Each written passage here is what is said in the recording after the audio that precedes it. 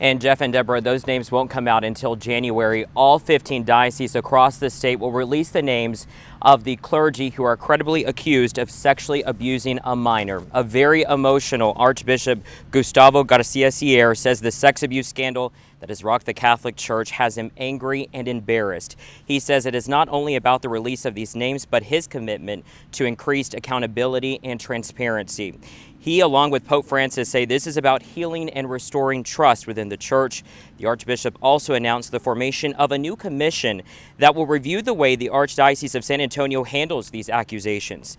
The group will be led by a retired Chief Justice of the state's 4th District Court of Appeals. Archbishop Gustavo says now is the time to be honest.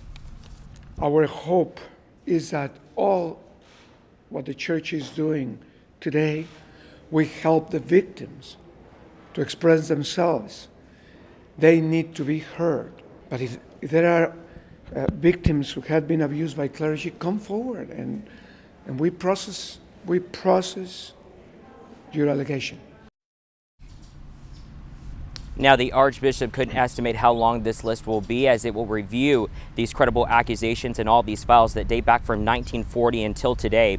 He says really there are no words that could be really shared and undo the wrong that has happened to these victims. He just wants to ensure the public that the Archdiocese of San Antonio, he says, will do a thorough job. He also just asked his fellow faithful to pray.